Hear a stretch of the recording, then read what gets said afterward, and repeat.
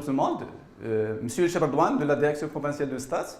Aujourd'hui, je vais entamer notre leçon, notre activité qui s'inscrit toujours dans la deuxième séquence. Nous avons déjà entamé l'activité de lecture.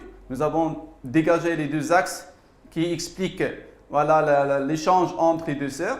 Aujourd'hui, on va virer vers une autre activité, mais qui s'inscrit toujours dans la même séquence, à savoir la séquence entre la scène de Antigone et Ismène. Mais aujourd'hui, on va choisir le support de deuxième manche entre Ismène et Antigone. Voilà, pour notre support, c'est scène, Ismène et Antigone.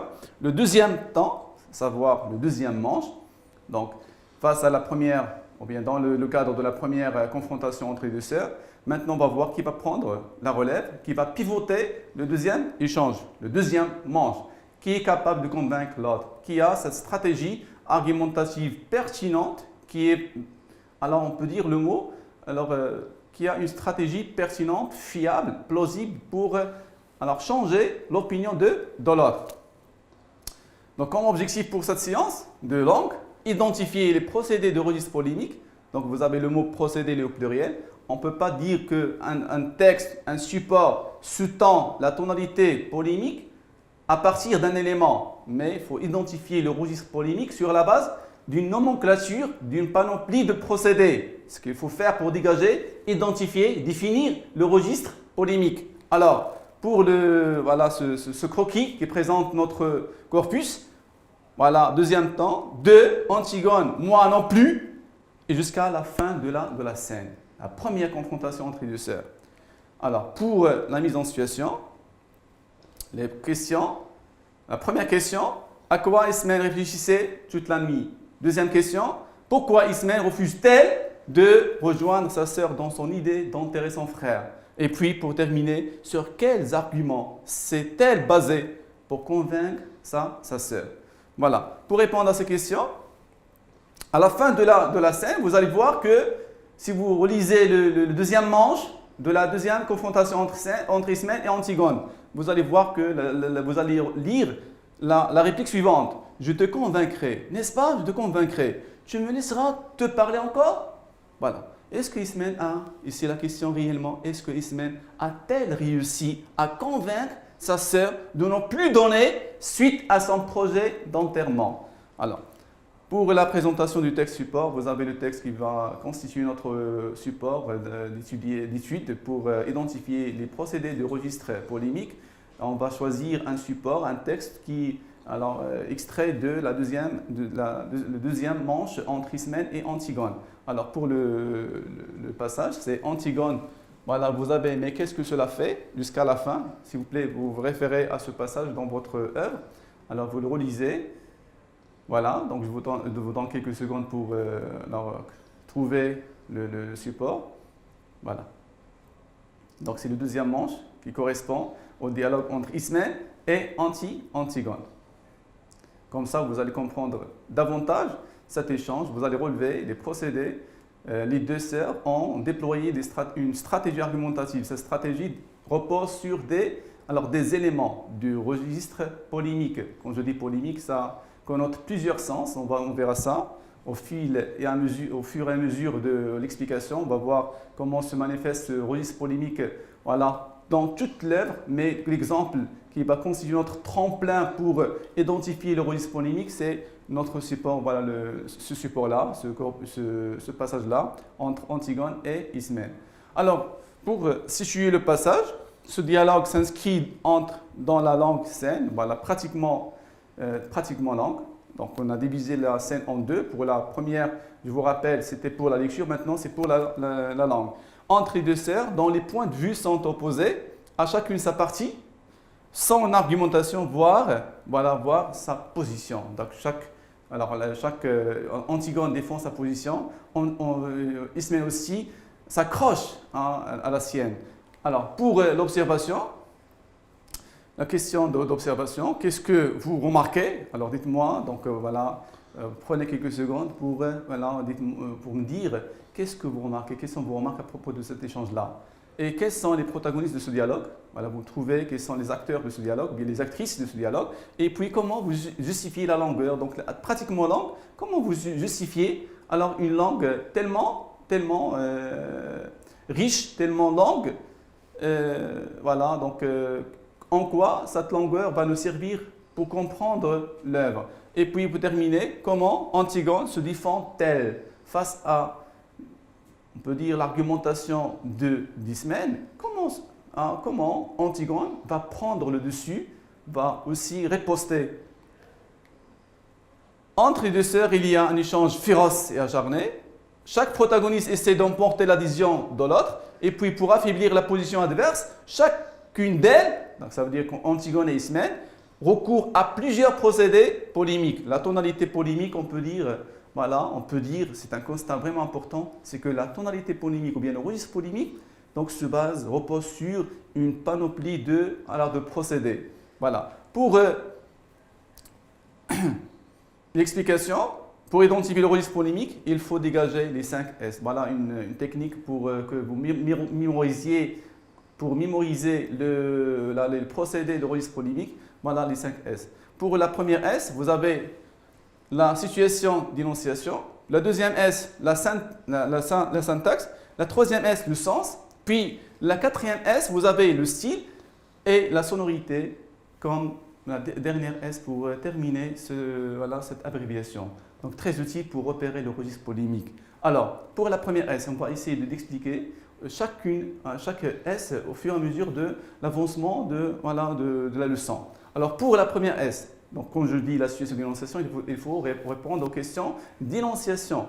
Qui parle? À qui parle-t-elle? Ou bien à qui s'adresse-t-elle? De quoi? Quand a eu lieu cet échange? Et de quoi parle-t-elle? Donc voilà, des réponses, on a déjà répondu à ces questions. Antigone parle à sa sœur, il parle de l'enterrement de leur frère et la tentative d'Ismène de convaincre sa sœur.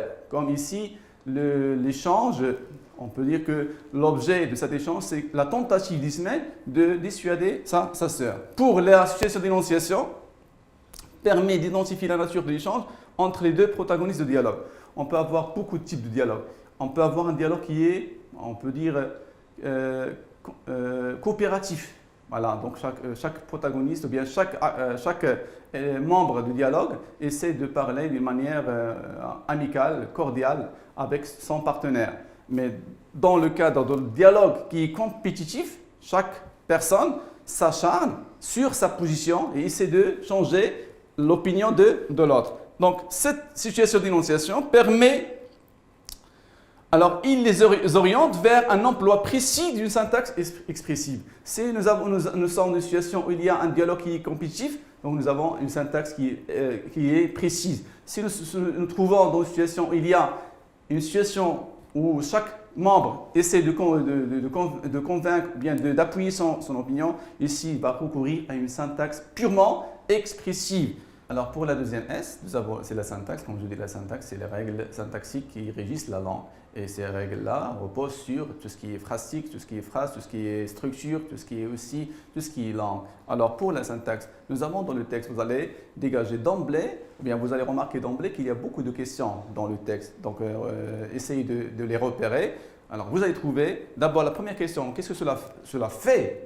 Deuxième question, qui se levait la première? Donc plusieurs questions parcourent l'échange. Alors pour les questions, voilà, des phrases d'ordre ou bien de type exclamatif, nous trouvons oui, ai-je assez pleuré d'être une fille? Donc une exclamation vraiment importante dans le texte, dans le sens où, ou bien dans la perspective, Antigone cherche à éblouir sa sœur Ismène. L'interjection A, donc c'est une interjection qui révèle un sentiment. Donc il y a plusieurs types de phrases dans le texte et chaque phrase elle a un emploi, elle a une fonction. Alors pour ici, toujours dans le cadre de la syntaxe, c'est le recours aux formules choc. Ce qu'on appelle les formules choc, c'est une formule résumante et ça résume la thèse de chaque partenaire, de chaque protagoniste. Pour Ismène, il a recouru à cette formule choc. C'est bon pour les hommes de croire aux idées et de mourir pour elles.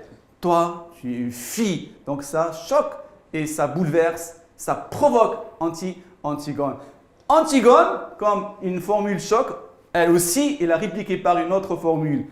Ai-je assez pleuré d'être une fille? C'est choquant quand même, comme une formule. Alors pour le sens, donc quand je dis le sens, ça, vous avez déjà étudié la modalisation, donc c'est le rapport entre l'énonciateur et son énoncé. Ce rapport peut reposer sur plusieurs aspects, à savoir la certitude, le doute, voilà, et aussi l'emploi d'un lexique, soit un lexique qui est péjoratif ou bien un lexique qui est favorable. Dans notre échange, nous avons un modalisateur qui exprime la certitude, à savoir exactement. Voilà, deuxième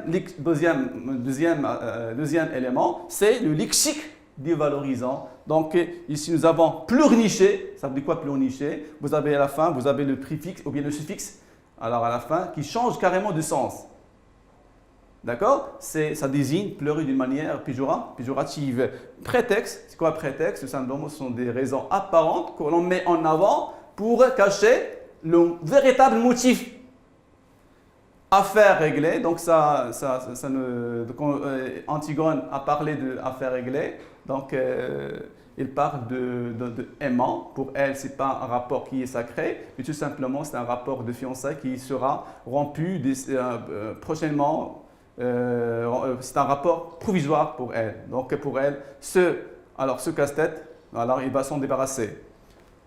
Alors pour le style, vous avez plusieurs styles. Quand je dis le style, c'est les figures employées par chaque protagoniste pour appuyer sa position, pour donner à sa position un aspect esthétique et surtout expressif. Alors pour le style, vous avez relevé des mots opposés.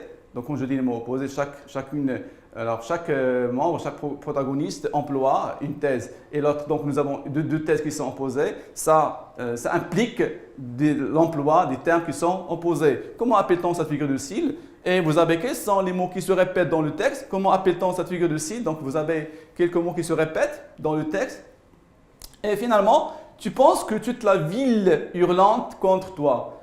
Quelle figure de style identifiez-vous dans cette phrase-là? Donc vous avez plusieurs figures de style qui sont présentes dans le texte. Alors s'il vous plaît, vous les identifiez, et essayez d'expliquer l'effet recherché pour chaque figure de style. Voilà. Donc quand on parle de le registre polémique, il y a les figures qui reposent sur l'opposition. Il y a des figures qui reposent aussi sur l'exagération. Donc pour donner à sa position une allure forte, un aspect assertif, donc le recours aux figures de style est une chose qui est incontournable. Voilà. Donc pour les réponses, vous allez trouver comme deux mots opposés, mourir et vivre. Donc deux termes qui sont opposés, carrément opposés. Ça identifie la figure de style antithèse. Donc il y a un rapport d'opposition entre les deux mots. Vous avez aussi belle n'est pas belle. Donc il y a un rapport de contraste, d'opposition entre les deux termes qui sont repérés. Alors pour ici, les mots qui se répètent, vous avez qui? Il y a plusieurs occurrences dans le texte. Aussi, vous avez l'emploi de l'esseré. Donc il y a plusieurs répétitions dans le texte de ces mots-là, ce qu'on appelle une répétition. Alors vous avez la phrase qui se tend une figure de style d'exagération. Tu penses que chute, le mot chute, ça exprime et ça identifie la figure de style de quoi? De l'hyperbole. Voilà, c'est pour exagérer la peur du semaine. Alors vous avez la sonorité comme dernière S. Quand je dis la sonorité, c'est le jeu de sonorité. Ça permet de donner un rythme à l'échange. Quand nous cherchons à mettre en valeur notre position, plus vous rythmez votre texte, plus vous rythmez votre argumentation devient assertive, votre argumentation devient pertinente. Voilà, donc le recours à la sonorité, ça permet de rythmer votre discours argumentatif. Quels mots se répètent-ils en tête de phrase? Alors, quels sont ces mots qui se répètent en tête de phrase? Et comment appelle-t-on cette répétition? Lorsque vous trouvez un mot récurrent en tête de chaque phrase et plusieurs énoncés dans le même paragraphe, vous trouvez alors cette répétition-là. Comment vous expliquez, comment vous identifiez cette figure de style? Alors ici, vous avez une répétition qui est anaphorique. Vous avez le mot qui se répète en tête de chaque énoncé, c'est le mot qui. Vous avez trois occurrences, 3 fois. Vous avez tu, puisqu'on s'adresse ici à l'autre.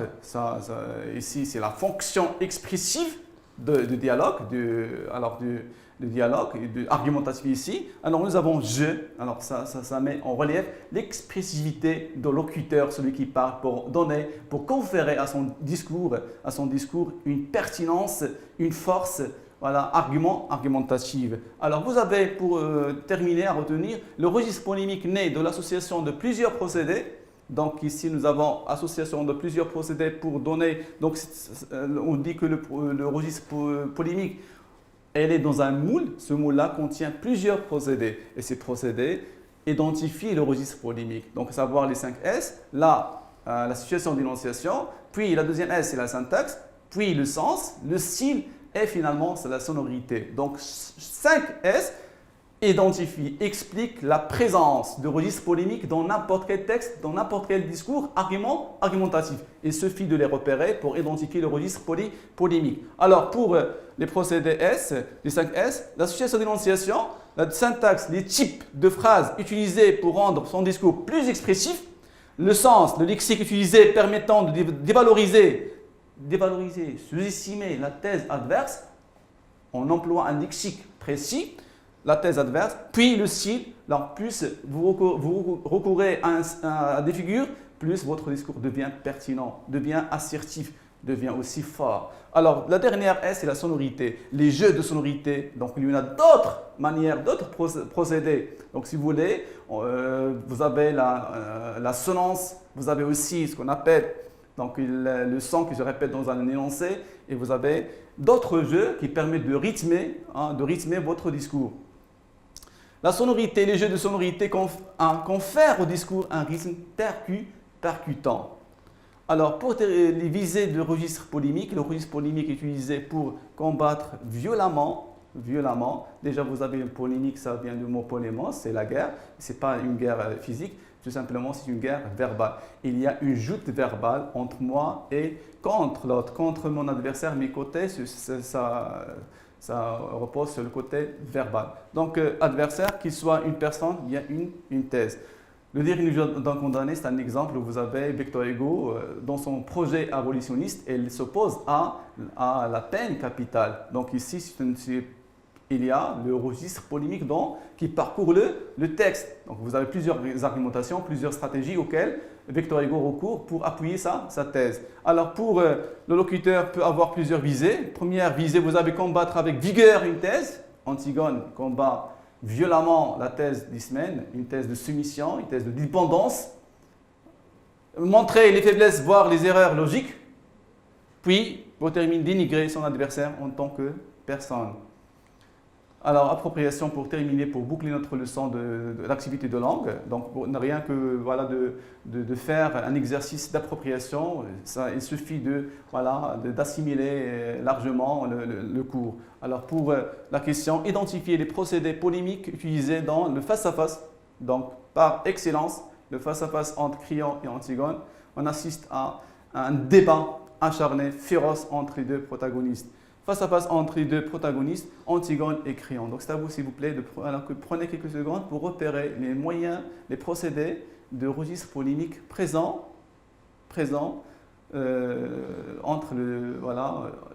utilisés dans le dialogue entre Créon et Antigone. Le support, c'est Jean-Louis, Antigone. Donc Antigone face-à-face, premier passage. Vous avez Créon, tu ne comprends donc pas que, jusqu'à la réplique d'Antigone, pour personne, pour moi. Alors, vous avez le texte, ou bien le dialogue. Tu ne comprends donc pas que si quelqu'un d'autre, jusqu'à pour moi. Donc, je vous laisse quelques secondes pour travailler, pour repérer, identifier les 5 S qui expliquent largement le registre polémique. Alors, commencez par repérer la situation d'énonciation, identifier la situation d'énonciation, à savoir qui parle, à qui parle-t-il, et vous passez à repérer la syntaxe, identifier le type des phrases employées dans cet échange-là, puis vous passez au sens, quel lexique employé par les deux protagonistes pour dévaloriser la thèse adverse. Et alors, avant de terminer, d'arriver à la sonorité, passez par le repérage des figures de style. Quelles figures de style employées dans cet échange entre Antigone et Ismène. Et pour boucler cet exercice, les jeux de sonorité. Quelle répétition vous avez dans le texte? Donc, pour attirer, pour mettre en valeur la thèse adverse, ou bien votre propre thèse, la thèse d'Antigone ou bien la thèse de Créon, il y a un jeu de sonorité, il y a un rythme dans le texte. Alors, essayez de l'identifier. Voilà. Ça y est, on passe à la correction. Voilà, donc pour la correction, nous avons le tableau récapitulatif. Donc le registre polémique naît de l'association de plusieurs procédés. Alors, ce tableau-là, c'est une optique récapitulative qui récapitule tous les procédés utilisés dans l'échange entre Créon et Antigone. Voilà, pour l'association d'énonciation, qui c'est Créon, à qui parle-t-il? À Antigone. quand c'est après la captivité d'Antigone, et vous avez de quoi parle-t-il? L'enterrement de Polynice. Jusqu'à quel point ce geste-là, est-ce qu'il est pertinent ou bien il est absurde? Alors, vous avez la syntaxe, type de phrase interrogative, voilà des phrases interrogatives. Tu irais refaire ce geste absurde, phrase langue. Donc, vous avez, tu ne comprends jusqu'à je serais obligé de te faire mourir. Vous remarquez que la phrase est tellement longue qui reflète l'aspect et la posture de celui qui parle, à savoir Créon, le roi. Donc, il y a le niveau de langue qui est soutenu, donc forcément, il va employer une phrase où il y a la subordination. Donc, quand je parle de la subordination, c'est la principale et la subordonnée. Donc, deux phrases qui sont dépendantes et longues. Alors, vous avez le sens, lexique dévalorisant. Donc, Créon s'adresse à sa nièce en utilisant un lexique péjoratif, dévalorisant. D'abord, vous avez le mot « cette folie », c'est absurde. Et vous avez le modalisateur d'Antigone maintenant, réplique par un autre modalisateur de certitude, je le sais. Voilà, donc le verbe savoir. Et voilà, pour les figures de style employées dans le texte, vous avez la métaphore. Sur la métaphore, il y a plusieurs métaphores qui sont ce qu'on appelle la métaphore filée. Voilà, ce passeport dérisoire en Syrie sur depuis cette pantomime. Voilà, donc ici, ces figures-là expliquent la présence forte de la métaphore employée par Créon pour expliquer l'absurdité du geste d'Antigone. Pour terminer, vous avez beaucoup de répétitions en tête de chaque énoncé. Vous avez la répétition de si, donc voilà la condition de Créon, et vous avez tu. Il s'adresse à sa nièce en employant fréquemment le tu. Donc il y a plusieurs procédés qui identifient par excellence la présence de registres phonémiques dans cet échange entre Créon et Antigone. Sur cela, donc on a terminé notre activité de langue. Alors bonne chance et à bientôt.